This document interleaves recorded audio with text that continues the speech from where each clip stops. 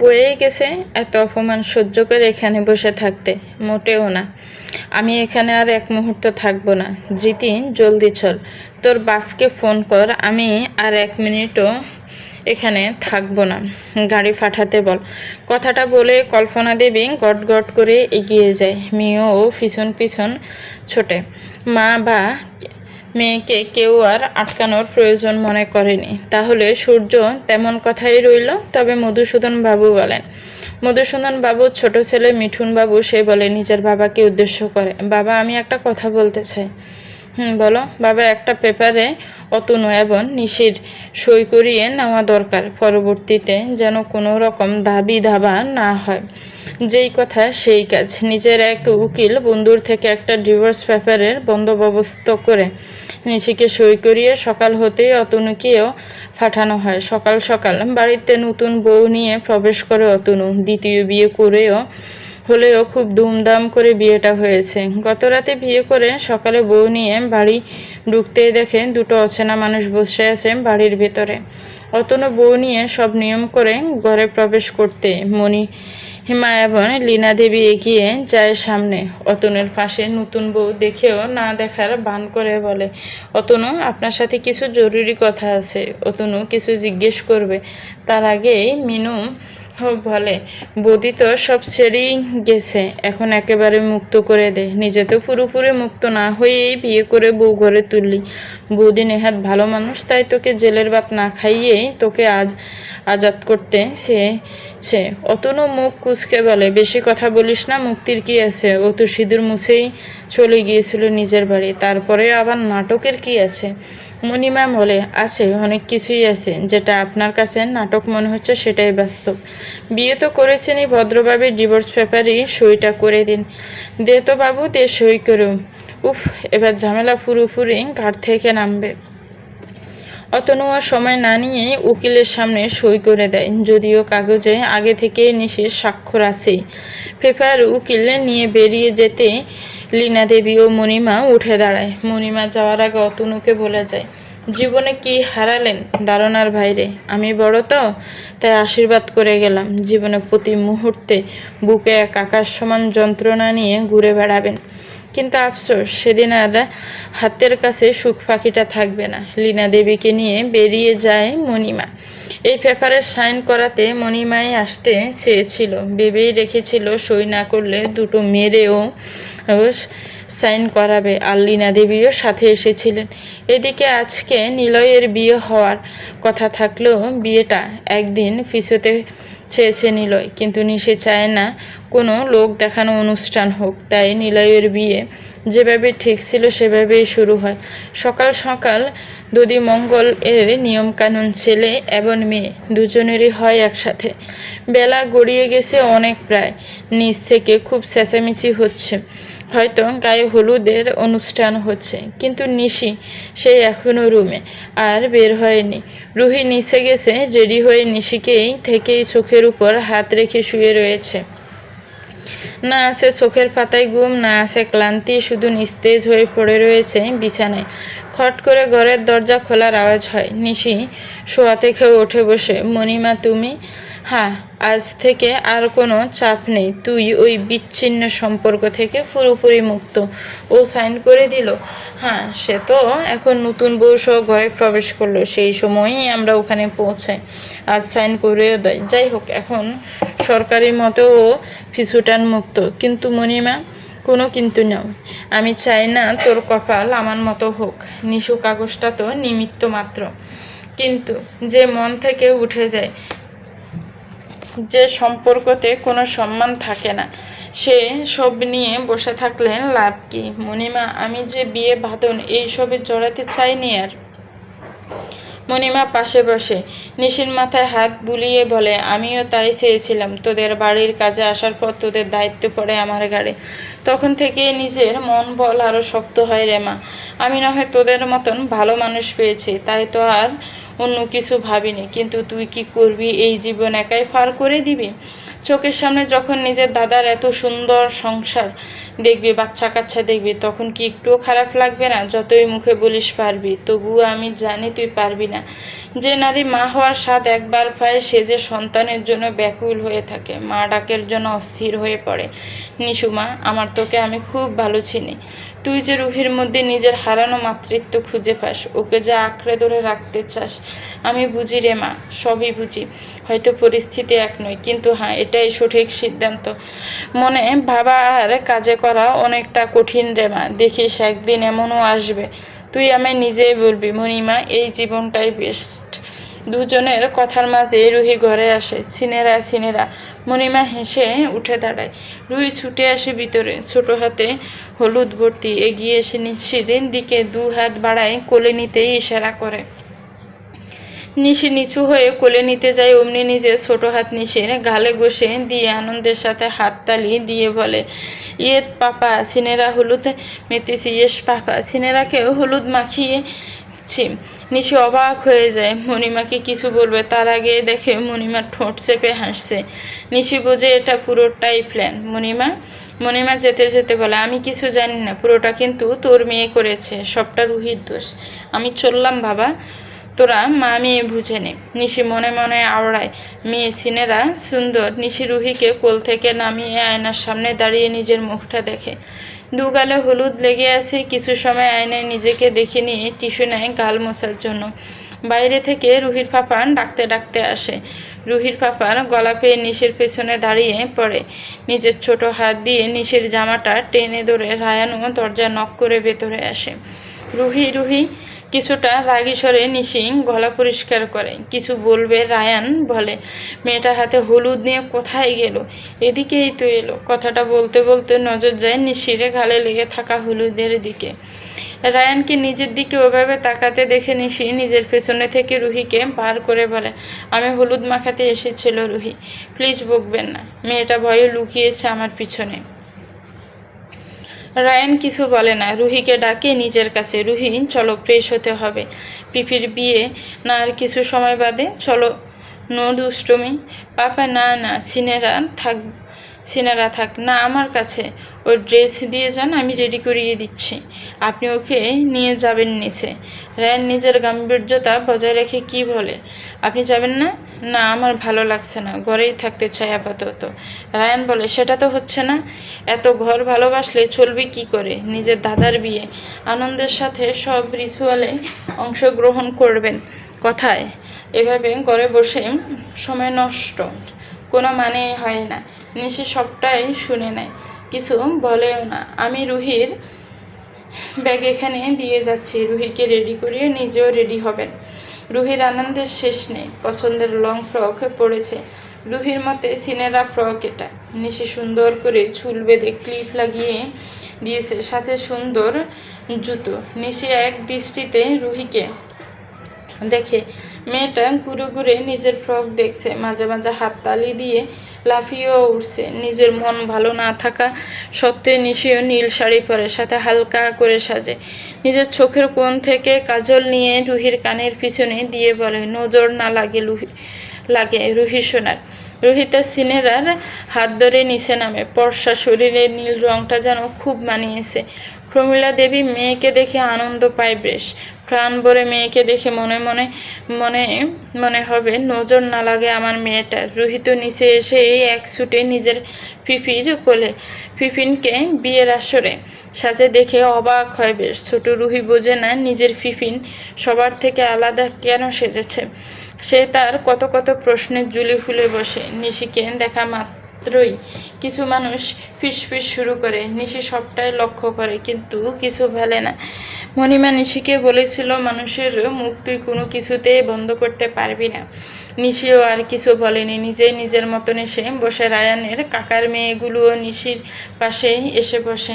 এটা ওটা কথা বলে নিশিও কিছুটা হালকা হয়। কিছু সময় পর নিলয় এবং রিম্পার বিয়ে শুরু হয়। সে সময় রায়ানেরও দেখা পাওয়া যায়। নিশির চোখ রুহিকে খুঁজতেই নজরে আসা ডাক্তারবাবুর কোলে রুহি বসে আছে।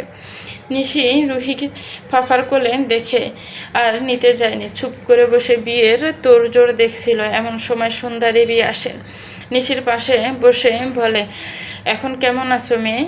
নিশি মৃদু হেসে বলে, ভালো। তোমায় নিচে দেখে বেশ খুশি হয়েছি। এত ঘরের মধ্যে ঢুকে থাকো কেন? মানুষের সাথে যত মিশবে, কথা বলবে, ততই ভালো লাগবে।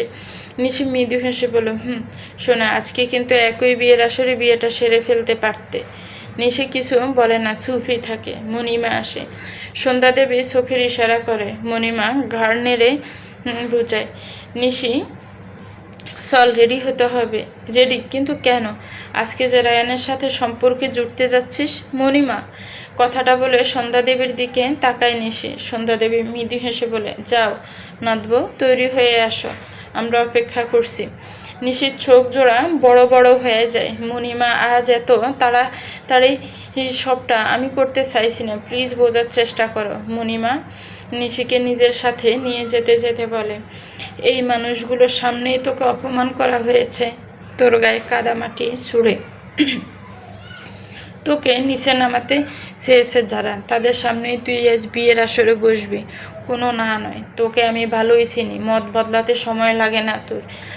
কিন্তু মণিমা, আমার সময় দরকার কিছুটা, এত তাড়াতাড়ি আমি চাইছি না। না, সময় বেশি পেলে তুই নিজের সিদ্ধান্ত বদল করতে দুবারও ভাববি না। আমি জানি কাউকে ভালোবাসলে তাকে সহজে বলা যায় না, কিন্তু আমি তোকে আর কোনো মায়ায় পড়তে দিতে চাই না।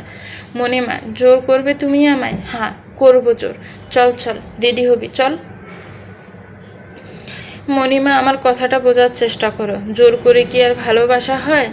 মণিমা মনে মনে নিশিকে সাজাতে সাজাতে বলেন, একটা সময় ভালোবাসাও হবে, তোর সংসারও পরিপূর্ণ হবে, শুধু সময়ের অপেক্ষা। রায়ানের কাজের খুব চাপ, আর তাছাড়া বাইরে থেকে আজ অন্য হাসপাতালের ডাক এসেছে। সে চলে যাওয়ার আগে মধুসূদন বাবু চান বিয়েটা হয়ে যাক। রায়ান যদি আবারও বিদেশ চলে যায় তবে, না হলে না হবে। মণিমা, বিয়ে নিয়ে এত মাথা ব্যথা নেই আমার। নিশি, কথা কম বল, তোর বাবার মনে আর কষ্ট দিস না, এবার সব ঠিক হবে। তুই বুঝিস না নিশিমা, বাবার মনে তোকে ঘিরে কত চিন্তা।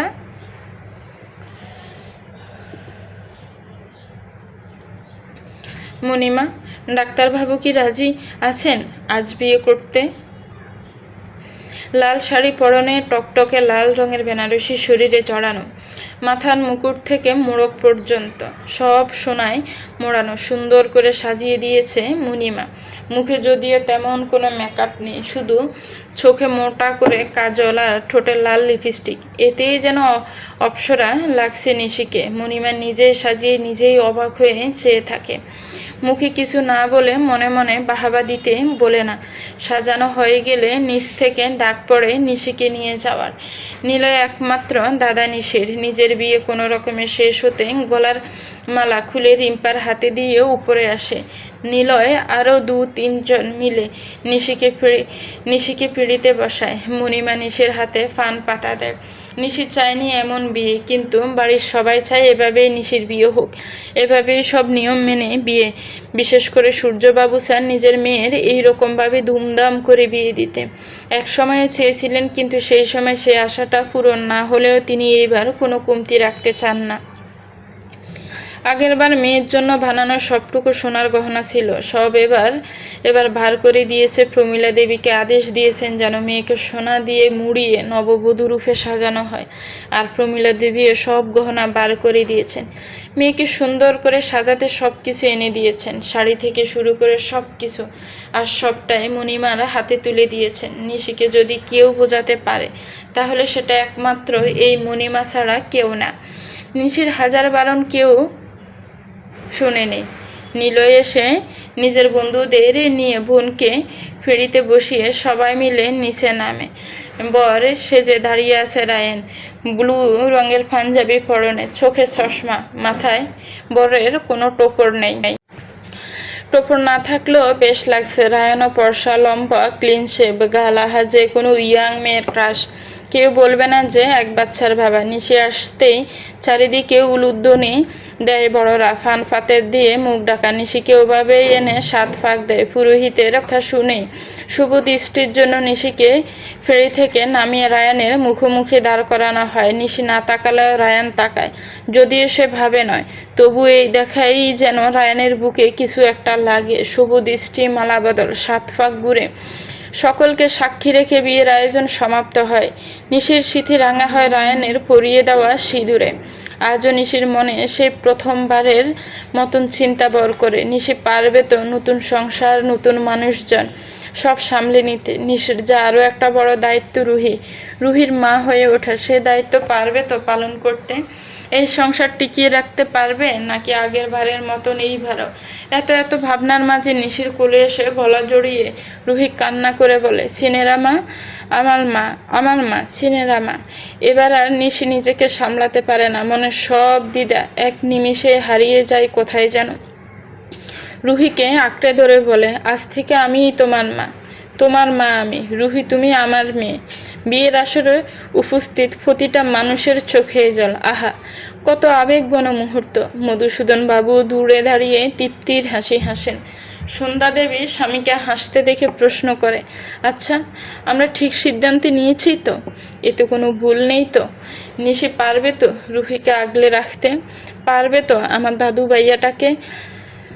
দাদুভাইটাকে আগলে রাখতে, আমার দাদুভাইটাকে মেনে নিতে? বিয়েটা তাড়াহুড়োই হলেও আমি জানি আমার দাদুভাই বিয়েটাকে নিজের সম্পূর্ণটা দিয়েই এই বন্ধনটাকে শক্ত করার চেষ্টা করবে। কিন্তু বয় নিশিকে নিয়ে, সে যে এত তাড়াতাড়ি বিয়ে করতে চায়নি।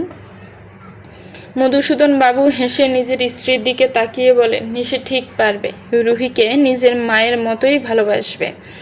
তবে এখন ভালোবাসাটা আরও গাঢ় হবে। তুমি দেখো বউ, বড় দাদু ভাই খুশি হবে খুব। বিয়ের অনুষ্ঠান শেষ হতে মধুসূদন বাবু সূর্যবাবুর কাছে গিয়ে বলেন, আজ থেকে আমার নাতনি আপনার ঘরের বউ, আর আপনার মেয়ে আমার বাড়ির বড় নাতবো। সূর্যবাবু হেসে বলেন, আপনার বাড়ির মেয়ে আর নেই, সে এখন আমার মেয়ে হয়ে গেছে যে।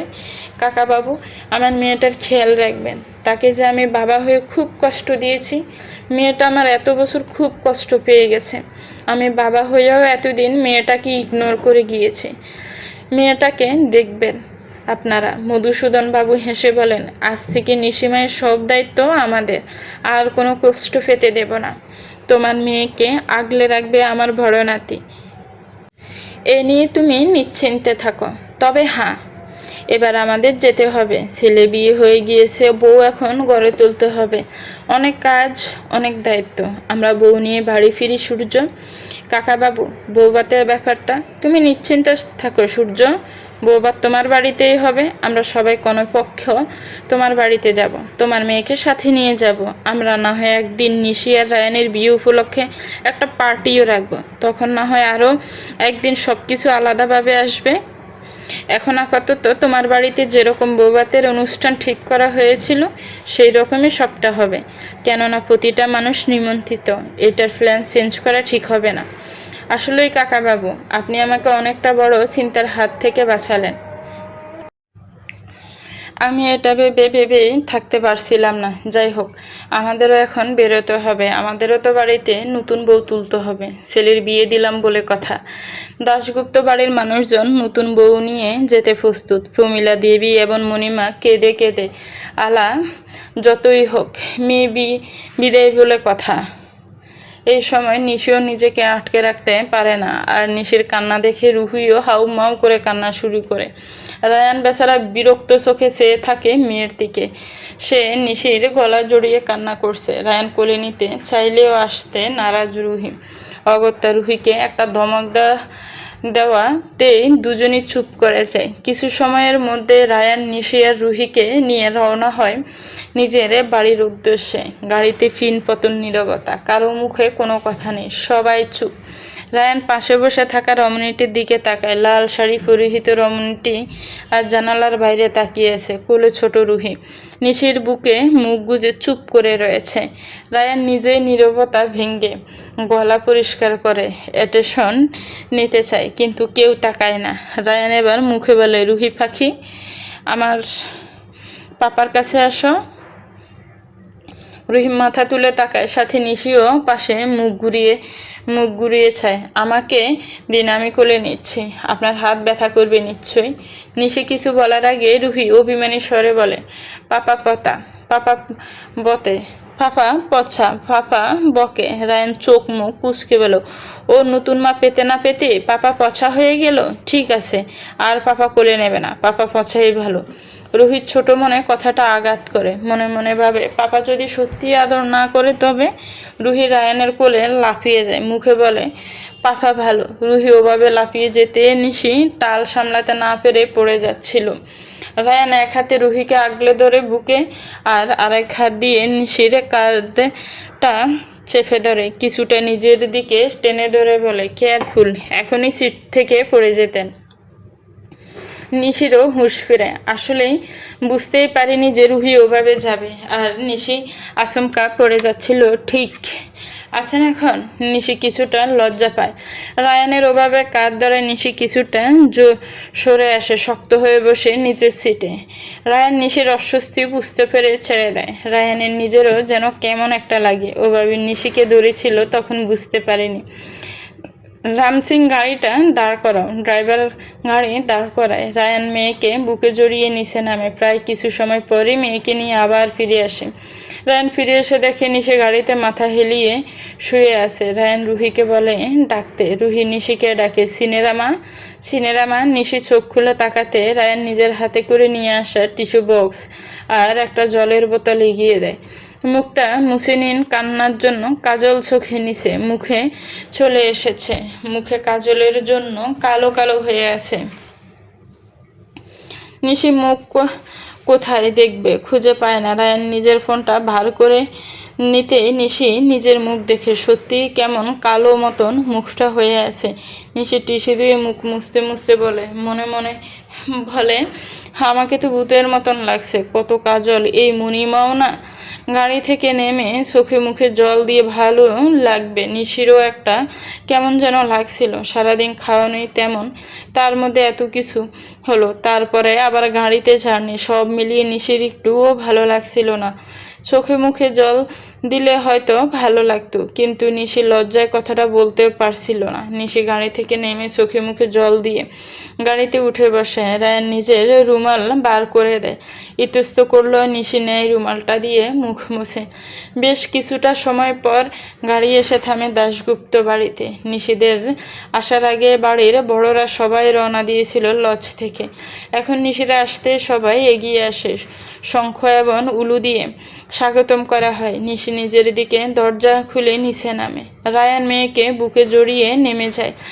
বাড়ির দরজার সামনে দুধ আলতার থালা রাখা, বরণডালা হাতে নিয়ে লীনা দেবী দাঁড়িয়ে আছেন। নিশি এবং রায়ান বাড়ির সদর দরজার সামনে আসতেই লীনা দেবী বরণ করেন। নিশি দুধে আলতা পায়ে দিয়ে দাশগুপ্ত বাড়িতে প্রবেশ করে। রায়ান বাড়িতে ঢুকেই নিচের ঘরের দিকে যেতে যায়। রায়ান এখনো কিছু নিয়ম বাকি আছে। বাবা, তুই চলে যাচ্ছিস? মা, রুহি ঘুমিয়ে পড়েছে, ওকে শুইয়ে দিতে হবে। আর তাছাড়া এত নিয়মের কি দরকার? আমারও যে সময় হবে না, হাসপাতাল থেকে ফোন এসেছিল আমায়, বার হতে হবে, রাতে আর বাড়ি আসা হবে না। সে কিরে, বউ আনলি মাত্র, আর এখনই তোর হাসপাতাল যেতে হবে? মা, আমার জরুরি তলব আছে, যেতেই হবে। তুমি কিছু বানিয়ে দাও, দুটো খেয়েই বের হবা। কথাটা বলে যেতে গিয়েও আবার পিছু ফিরে বলে, মা, রোহিত সেনেরাকেও এখন রেস্ট করতে দাও, তারও যে দখল কম হয়নি। সন্ধ্যা দেবী বিজ্ঞ চোখে সবটাই দেখে বলে, বড় বউ, নাত বউকে দাদুবাইয়ের ঘরে দিয়ে আসো, মেয়েটার রেস্ট দরকার।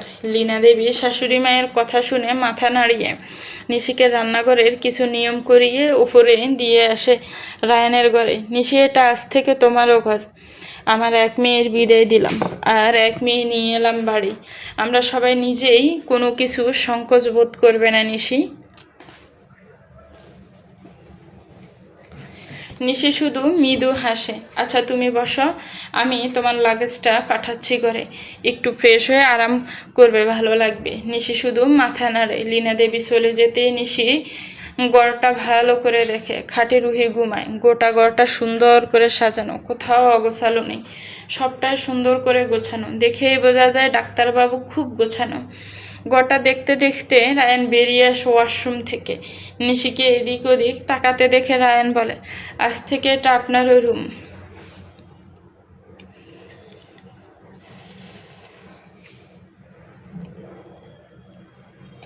নিশি রায়ানের গলা শুনে পেছনে ফিরে। রায়ান একদম রেডি, চুল আঁচড়ে চিরুনি জায়গা মতন রেখে নিশিকে বলে, আমি রেডি, হাসপাতাল যাচ্ছি, আগামীকাল কখন আসবো বলতে পারছি না, আপনি রেস্ট করুন। নিশি কিছুটা অবাক হয়ে যায়। ডাক্তারবাবু নিশিকে বলে যাচ্ছে, এই ব্যাপারটা নিশির মনে বেশ ভালো লাগে। রায়ান পুরো রেডি হয়ে ঘর থেকে বের হয়ে গিয়েও ফিরে আসে। নিশিকে একইভাবে দাঁড়িয়ে থাকতে দেখে বলে, সম্পর্কটা নতুন, হুট করেই জুড়ে গেছেন আপনি আমার আর আমার মেয়ের জীবনে। ব্যাপারটা সোজা আমার কাছেও সেটা নয়, কিন্তু আমি চেষ্টা করছি সম্পর্কটা সরল করার। আশা করি আপনিও এই চেষ্টাই করবেন। রায়ান চলে যায়। নিশির কানে রায়ানের কথাটা বারবার বাজে, আসলেই কি তাই হয়? সম্পর্ক এত তাড়াতাড়ি তৈরি হয়? এটাও কি সম্ভব? আমি কি পারবো নতুন সংসার গুছিয়ে করতে, নাকি তাসের ঘরের মতন সবটা ভেঙে যাবে? ডাক্তারবাবু কি আমায় সারা জীবন মানিয়েই চলবেন, নাকি আমি নিজেও সবটা মেনে নিতে পারবো? এই দোটানায় পড়লাম নতুন করে। দাশগুপ্ত বাড়িতে সকাল সকাল সব তত্ত্ব নিয়ে বসেছে। আজ বউভাতের অনুষ্ঠান নিলয়দের বাড়িতে, সেই নিয়েই এই বাড়িতে আনন্দের মরশুম। নিশিরও নতুন জায়গায় ঘুম তেমন আসেনি। রাতে কোনো রকম এপাশ ওপাশ করে কাটিয়ে ভোর রাতে ঘুমটা হয়েছে। তবু অভ্যেস অনুযায়ী সকাল সকাল ঘুম থেকে উঠে স্নান করে সুন্দর করে শাড়ি পরে বসে আছে ঘরে। এটা ওটা ভাবতে ভাবতে ঘুম থেকে উঠে যায় রুহিরও তো খুব মজা। ঘুম থেকে উঠে সিনেরাকে দেখে সকালটা যেন স্বপ্নের মতন লাগলো। অনেকটা আনন্দের সহিত নিশিকে জড়িয়ে ধরে নিশিও আদর করে রুহিকে ফ্রেশ করিয়ে চুল বেঁধে দিয়ে নিচে নামে। নিশিকে দেখে সবাই বেশ অবাক হয়ে যায়। লীনা দেবী জিজ্ঞেস করেন, নিশি এত তাড়াতাড়ি উঠতে গেলে কেন? আরও একটু ঘুমাতে। নিশু মৃদু হেসে বলে, সকালে ওঠার অভ্যাস, তাই আর শুয়ে থাকিনি। তা বেশ ভালো করেছ। খেতে দিচ্ছি, তুমি খেয়ে নাও, আমি রুহিকে খাইয়ে দিচ্ছি। না আন্টি, আমি দিন, রুহির খাবার আমি খাইয়ে দিচ্ছি। লীনা দেবী চোখ ছোট ছোট করে চাইতে নিশি একটু অপ্রস্তুত হয়। আন্টি কি মেয়ে? মা বলবে, মা হই আমি তোমার। নিশি মাথা নাড়ায়। নিশি নিচে আসতে কাকা শ্বশুর এবং আরও দুই মেয়ে এসে বলে, নিশির পাশে বেশ ভালোই বন্ধুত্ব হয় ননদগুলোর সাথে। লীনা দেবী রান্নাঘরে গিয়ে জায়েদের বলে, দেখি গতকাল বিয়ে করলো ছেলেটা, সে এখন হাসপাতালে বসে আছে, কি একটা অবস্থা। শম্পা দেবী জিজ্ঞেস করেন, ফোন করেছিলে বড়দি? হ্যাঁ রে, ছেলের সময় নেই, খুব বিজি। আজ বউভাতের অনুষ্ঠানে যেতে পারবি কিনা ঠিক নেই। সে কি গো? রে, মেয়েটাকে কি বলি বলতো, কি ভাববে? নিজেদের মধ্যে কথা বলতে বলতে রান্নাঘরের কাজ করতে থাকে। বাড়ি ভর্তি মানুষজন। এক মুহূর্ত সময় নষ্ট করার মতন নয়। সকাল সকাল বাড়িতে চিৎকার চেঁচামেচি। মিতা দেবীর হাতে গরম তেল পড়ে গেছে। ও মা গো, ও বাবা গো করে সে চিৎকার। অনুষ্ঠান করে ছেলের বিয়ে দিলেও খরচা বাঁচাতে বিয়ের পরদিনে বউভাত করে নিয়েছে। সকাল সকাল বিয়ে বাড়ি ফাঁকাও হয়ে গেছে। দুদিন ধরে রিচ খাওয়া দাওয়া হচ্ছিল, তাই মাছ ভেজে ভাত খাবে মনে করেছিল, কিন্তু সে আর হলো কই।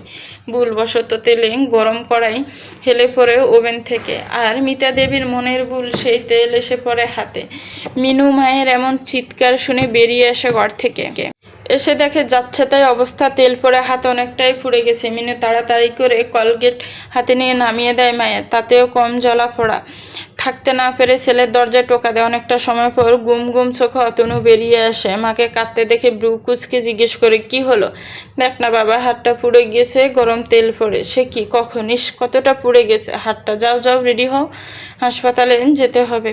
অতনু কথা শেষ করতে নতুন বউ ডাকে, এই অতনু, বেলা হয়েছে অনেক, আমার কফি কই? মিতা দেবী কান্না বন্ধ করে তাকায় ছেলের মুখের দিকে। মা, ও নতুন, সবে তো গতকাল এলো, এখন তো অভ্যেস বদলাতে সময় লাগবে। বেলা বাজে একটা, এখনো নতুন বইয়ের মর্নিং হয়নি। সে কি কথা? বোমা বোমা, শিগগিরই বাইরে আসো, শাশুড়ি মরে যাচ্ছে আর এখনো তোমার ঘুম শেষ হয়নি। অতনুর নতুন বউ মলি হেলে দুলে ঘর থেকে বেরিয়ে আসে নাইটি পরে। মিতা দেবী চক্ষু ছানা বড়া, সে সব দেখে সরু ফিতের নাইটি সিল্ক কাপড়ে, তাই হাঁটু পর্যন্ত। মিতা দেবীর চোখ বন্ধ করে আবার খুলে দেখি, চি চি চি, এই কি পোশাক!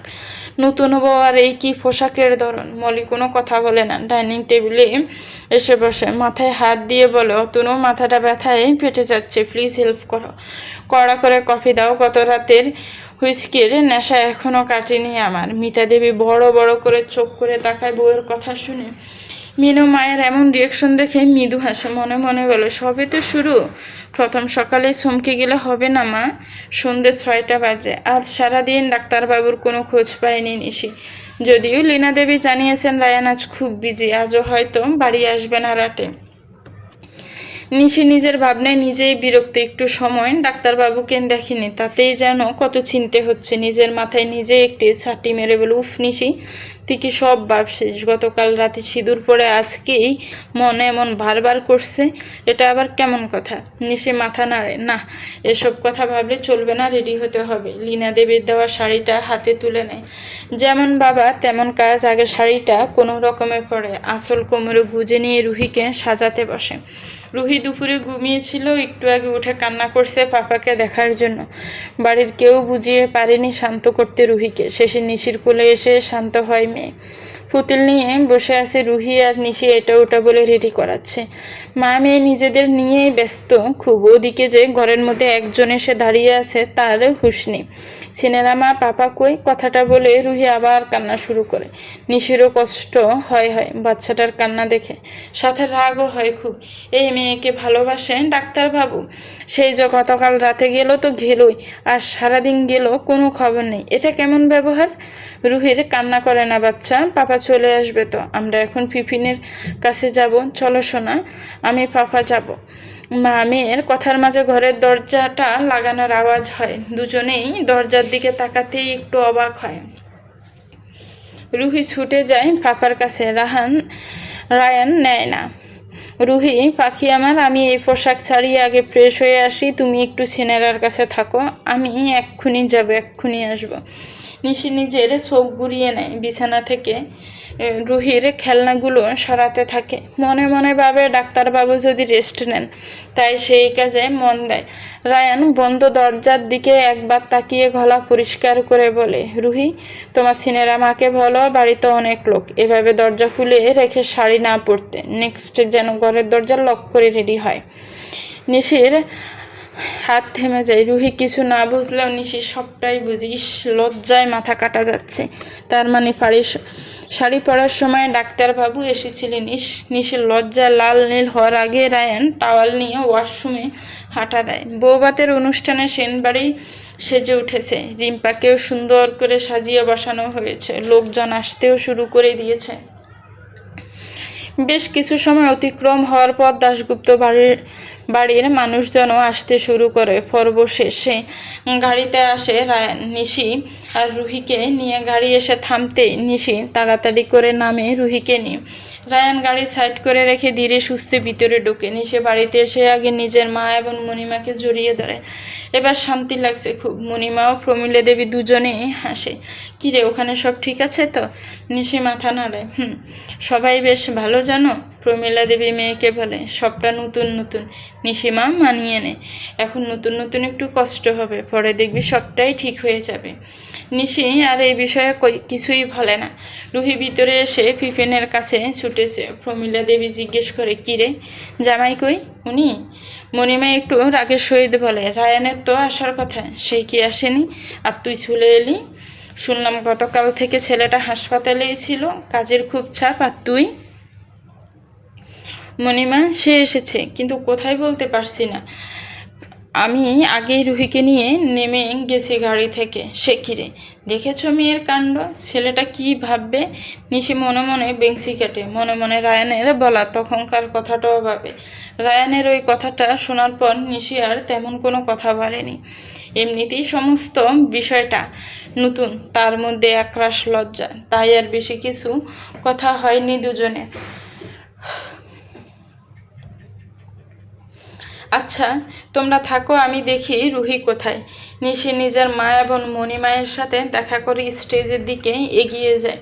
রিম্পা নিশিকে জড়িয়ে ধরে নিশি মৃদু হাসে। রিম্পা জড়িয়ে ধরেই বলে, বৌদিমণি, বৌমণি, আমি খুব খুব খুশি। তোমাকে বলে বোঝানোর মতন না। আমার দাদা বলে বলছি না, আমার দাদার মতন মানুষ হয় না। সেদিন আমি তো খুব একটা সময় পাইনি, তোমাদের কনগ্রাচুলেশন জানাতেও সেভাবে পারিনি।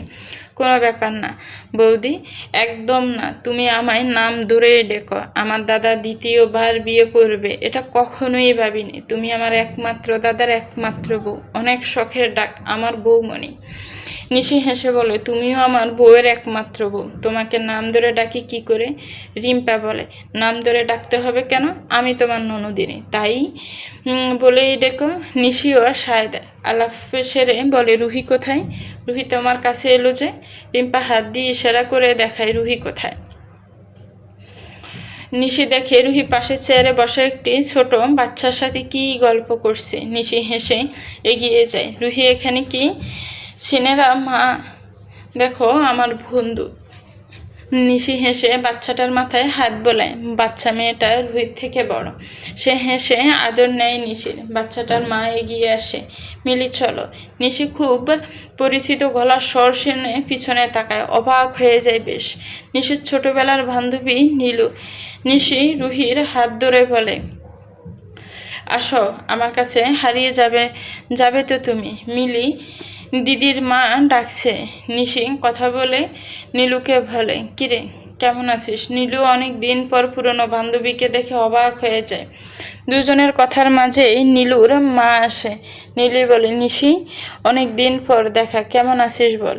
নিশি, ভালো আছি, তুই কেমন আছিস নীলু? ভালো আছি। রুহির দিকে তাকিয়ে বলে নীলু, এটা কি তোর মেয়ে নাকি? নিশি মাথা নাড়ায়, হ্যাঁ আমার মেয়ে। অমনি নীলুর মা মুখ বাঁকিয়ে বলে, মিথ্যে কথা। নিশি, মিথ্যে বলিস না। নিশি কিছু বলবে তার আগে ওই মহিলা বলে, অতনুর সাথে ছাড়াছাড়ি হতে না হতেই আবার বিয়ের ফিরিতে বসেছে। সে লজ্জাও করে না সতীনের ঘরের মেয়েকে নিজের মেয়ে বলে পরিচয় দিতে। শুনেছে বাচ্চা জন্ম দিতে পারবে না নিশি, তাই তো বস ছেড়ে দিয়েছে। এখন আবার কার সর্বনাশ করতে বিয়ে করলো কি জানি। নীলু নিজের মায়ের এমন ব্যবহারে অতিষ্ঠ। চুপ করতে বলেও উনি চুপ করে না। কত কত মুখ করে তবেই শান্ত হয়। নিশি চুপ করে চেয়ে থাকে শুধু। নীলু নিজের মায়ের হয়ে বলে, সরি নিশি, মায়ের কথায় কিছু মনে করিস না, আমি ক্ষমা চাইছি। নিশু মৃদু হাসে নীলুকে ইটস ওকে বলে রুহিকে নিয়ে চলে যায় সেখান থেকে। রুহি কোলে উঠতে চাইলে নিশি কোলে নেয়। রুহি নিশির গলা জড়িয়ে ধরে বলে, সিনেরা মা, সতীন কি? রুহির মুখে স্পষ্ট উচ্চারণ না হলেও নিশি বুঝে রুহির প্রশ্নটা। তখনকার বলা কথাটা গুলো না বুঝলেও বাচ্চা মেয়েটার মাথায় সতীনের মেয়ে কথাটা গেঁথে গেছে। নিশি কিছু বলতে পারে না, গটগটে বেরিয়ে আসে সেখান থেকে। রায়ান বাইরেই দাঁড়িয়েছিল। জরুরি ফোন আসা, বাইরে বেরিয়ে এসে অনেক আগে ফোন কেটে পিছন ফিরতে দেখে নিশি রুহিকে কোলে নিয়ে গাড়ির দিকে এগিয়ে যাচ্ছে। রায়ান ব্রু কুচকে নিজেও এদিকে এগিয়ে যায়। নিশি গাড়ির দরজা ধরে টান দেয়। গাড়ি যেহেতু লক, দরজা খোলে না। পিছন থেকে গলার আওয়াজ আসে, গাড়ি লক করা। নিশি রুহিকে নিয়ে সামনে ফেরে। নিশির চোখের জল গড়িয়ে পড়ে গালবে। রায়ান কিছুটা সময় পরখ করে। কিছু সময় আগেই মেয়েটা গাড়ি থেকে হুটো পাটি করে নামলো, বাড়ির মানুষদের সাথে দেখা করলো। এখন চোখ মুখের এই অবস্থা কেন? রায়হান মনে মনে ভাবলেও মুখে কিছু বলে না। রায়ান আরও একটু এগিয়ে এসে বলে, বাড়ি যাবেন? নিশি মাথা নিচু করে হ্যাঁ বলে। রায়ান আর কোনো প্রশ্ন না করে গাড়ির লক খুলে দেয়। নিশি রুহিকে নিয়ে গাড়িতে উঠে বসে। রায়ান পকেট থেকে ফোন বার করে মধুসূদন বাবুকে কল করে বলে প্রচণ্ড মাথা ব্যথা করছে, তাই রুহি আর নিশিকে নিয়ে বাড়ি ফিরে যাচ্ছে। যেহেতু রায়ান গত রাত থেকে হাসপাতালেই বিজি থেকেছে, তাই আর আটকায়নি। মাথা ব্যথা হওয়াটা স্বাভাবিক, তাই আর কিছু বলেনি। রায়ানও গাড়ি নিয়ে বেরিয়ে যায়। নিশির চোখে জল দেখে রুহিও কান্না শুরু করবে, তার আগে রায়ান ধমকের স্বরে বলে অহেতুক প্যাচ প্যাচ করে কান্না করলে মাঝ রাস্তায় অন্ধকারের মধ্যে গাড়ি থেকে নামিয়ে দেব দুজনকেই, তাই সাবধান। নিশি নীরবে কাঁদলেও রায়ানের কথা শুনে চোখ মুছে নেয়। রায়ান হাত বাড়িয়ে টিস্যু এগিয়ে দিয়ে বলে বাচ্চাটাকে রুহি নাকি আপনি? রাত প্রায় অনেকটাই হয়েছে। মিতা দেবীর চোখে ঘুম নেই, ঘুমাবেই বা কী করে? খালি পেটে কি আর ঘুম হয়?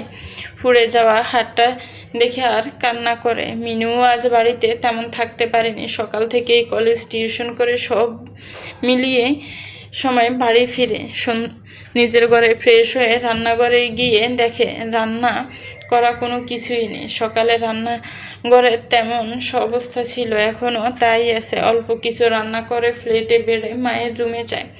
মিতা দেবী ভাবে অতনু এসেছে, তাই বলেন আমি জানতাম বাপ তুই ঠিক রাতে খোঁজ নিতে আসবি। মিনু ঘরে ঢুকে লাইট জ্বালিয়ে বলে তোমার বাবু আসেনি, আমি এসেছি। মিতা দেবীর মুখটা চুপসে যায়। বাবু এখনই বাড়ি আসেনি? তোমার বাবু তো এখানে নেই, সে তো বউ নিয়ে মধুচন্দ্রিমায় গেছে। মিতা দেবী অবাক হয়ে যায়। নাও নাও উঠে পড়ো, অনেক রাত হচ্ছে, আমার শুতে হবে। আজ সারাটা দিন আমার খুব বিজি শিডিউল পার হয়েছে। মিতা দেবী উঠতেই মিনু বলে নিজের হাতে তো খেতে পারবে না, খাইয়ে দিতে হবে তো। মিনে খাইয়ে দেয় মাকে। খাওয়ানো শেষে উঠে আসবে, তখন বলে আমারও ইচ্ছে করেছিল তোমার কাছে একবারের জন্য না আসে, কিন্তু মা তো তুমি, তোমাকে অবহেলার করার সাধ্য আমার নেই। তবু আজ খুব বলতে ইচ্ছে করছে। ছেলের মন পছন্দ করা মেয়ের সাথে বিয়ে দিলে কি হলো মা? বিয়ের দিন পর দিন সকাল থেকেই তুমি অবহেলার শিকার হলে। মা এটা কি একদিনের জন্যই নাকি এবার শুরু?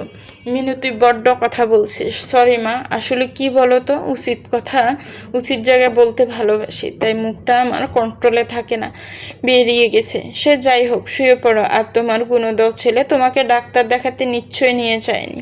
থাক, শাক দিয়ে আর মাছ ডাকতে হবে না। ছেলে তো সে তোমার কাছে রত্ন, আমি তো মেয়ে, সে ভালোবাসাটা আমি কখনোই পাইনি। সে যাই হোক, তোমার হাতটা আমি ড্রেসিং করে দিচ্ছি, তারপর একটা ওষুধ খেয়ে শো। আমি আসার সময় ওষুধ নিয়ে এসেছি। আমি জানতাম তোমার গুণদের ছেলে নতুন বউ ছেড়ে তোমাকে হসপিটাল নিয়ে যাবে না হাত দেখাতে, তাই কখনোই সম্ভব না। বউ নেওয়াটা ছেলে একটা। মিনু বেশি কথা বলছিস। ছোট বাচ্চা তো না আমি, যথেষ্ট বড় ম্যাচিউর। কি করলে কে কি করবে সবটাই চোখে দেখতে পারি, এবং মুখে বলার অবাধ স্বাধীনতা আমার আছে। নিজের টাকায় চলি মা, কেউ আমাকে খাওয়ায় না। বাড়িটাও আমার বাবার, তোমার ছেলের না তো। বাড়ি থেকে তাড়িয়ে দেওয়ার কোনো চান্স নেই। আর খাওয়া দাওয়া বন্ধ করে দেওয়ার পরেও নিজের খাওয়া দাওয়া নিজেই করতে পারবো, কেননা আমি ইনকাম করি। তোমার গুণধর ছেলে আমাকে বসিয়ে খাওয়ায় না। তো মুখ সামলে কথা আমার না বললেও চলবে। তোমার ছেলে যেটা এখন খুব মধুর মধুর লাগছে, কিছুদিন পরেই সেটা তেতো হবে, অত্যাধিক তেতো। তখন দেখবে ফালানোর পথ পাবে না। মিনি ওর মায়ের হাত ড্রেসিং করে দিয়ে চলে যায়। রায়ানের গাড়ি এসে থামে একটা রেস্টুরেন্টে। নিশি রুহিকে কোলে নিয়ে জানলার বাইরে তাকিয়ে রয়েছে, মনে মনে ভাবনায় মশগুল। রায়ান বলে আমরা এসে গেছি। এবার নিশির ধ্যান ভাঙে, আশেপাশে তাকিয়ে দেখে এটা তো অন্য জায়গা, এটা তো ভারী নয়। আমরা কোথায় এসেছি? রায়ান নিজের সিট বেল্ট খুলে বলে হোটেলে। খেতে হবে তো কিছু, খুব খিদে পেয়েছে আমার। আপনি খেয়ে আসুন, আমি আর রুহি এখানে অপেক্ষা করছি। তাছাড়া রুহিও তো ঘুমিয়েই গেছে। রায়ান নিজে গাড়ি থেকে নামে নিশির দিকে দরজাটা খুলে নিশির কোল থেকে রুহিকে নিয়ে বলে নেমে আসুন আদেশের সুরে। নিশির আর কি করেন, নেমে পড়ে গাড়ি থেকে। কি খাবেন, কি অর্ডার দেব? নিশির রায়ানের দিকে তাকায়, কিছু বলে না। রায়ান দীর্ঘশ্বাস ছেড়ে বলে মনোব্রত রাখলে বুঝবো কি করে আপনার কোন জিনিসটা পছন্দ, কোন খাবারটা আপনি খান আর কোনটা আপনি খান না? মানছি আমি ডাক্তার, আমার অনেক ধৈর্য রাখা দরকার। ধৈর্য যথেষ্ট আছে, কিন্তু আমার পেশেন্টদের ক্ষেত্রে আমি যদি কথা বলি আর আমার সামনের মানুষটা যদি সমানে নীরবতা পালন করে, তাহলে কি করে হয় বলুন তো? না, আসলে গাড়ি থেকে নামলেন ভালো অবস্থায়, ছুটে চলে গেলেন বাড়ির ভেতরে, পেছনে আমি আদৌ যাচ্ছি কি না সেটাও লক্ষ্য করার হুঁশ আপনার ছিল না। যাই হোক, সবার সাথে ভালোভাবে দেখা সাক্ষাৎও করলেন। বিয়ে বাড়িতে কী এমন ঘটনা হলো আপনার মুড অফ হয়ে গেল হঠাৎ করে? আমি কিছু জিজ্ঞেস করিনি, এটুকু বুঝতে পেরেছি কেউ আপনাকে কিছু নিশ্চয়ই বলেছে। তখন যখন আপনি কোনো প্রতিবাদ করতে পারেননি, তাহলে তারপর থেকে মন খারাপ নীরবতা পালন করে আপনি কি প্রমাণ করতে চাইছেন? যে যখন কোনো কথা বলবে তাকে সেই মুহূর্তে উত্তর দিতে শিখবেন? উত্তর দিতে হবে এভাবে চুপ করে থেকে সেই জায়গাটা থেকে পালিয়ে এসে লাভ কি? যাই হোক, অনেক কথাই বলে ফেললাম। আমার পছন্দ খিদে পেয়েছে, আমি দুপুর থেকে খাওয়া দাওয়া করতে পারিনি। ভেবেছিলাম বাড়িতে এসে কিছু খাবো, কিন্তু সে সময় হয়ে ওঠেনি। কি অর্ডার করব তাড়াতাড়ি বলুন, আপনি যা অর্ডার করবেন তাই খাবো, সমস্যা নেই। আচ্ছা, তাহলে নিম পাতা জুস আর উচ্চ সেদ্ধ অর্ডার দেই, খাবেন? নিশি মুখটা কাছুমাছু করে তাকিয়ে বলে, এখানে নিম পাতা জুস পাওয়া যায়, করলা সেদ্ধ পাওয়া যায়? রায়ান চোখ মুখ কুচকে বলে, আসলেই আপনি আমার রুহির থেকেও ছোট বুদ্ধিতে। বয়সও বড় হলো, আপনি আমার মেয়েটার থেকে বুদ্ধিতে ছোট। আমার 2 বছরের বাচ্চাটাও যেন হোটেলে এসব পাওয়া যায় না আপনি। যাই হোক, বিরিয়ানি অর্ডার করি, চলবে তো? ভিউয়ার্স, গল্পটার এই পর্ব কেমন লেগেছে একটি কমেন্টস করে জানাবেন। গল্পটাকে নিয়ে অবশ্যই একটা গঠনমূলক কমেন্টস করবেন। ভালো থাকবেন, সুস্থ থাকবেন, আমার চ্যানেলের সাথেই থাকবেন। আল্লাহ হাফেজ, আসসালামু আলাইকুম রহমতুল্লাহ।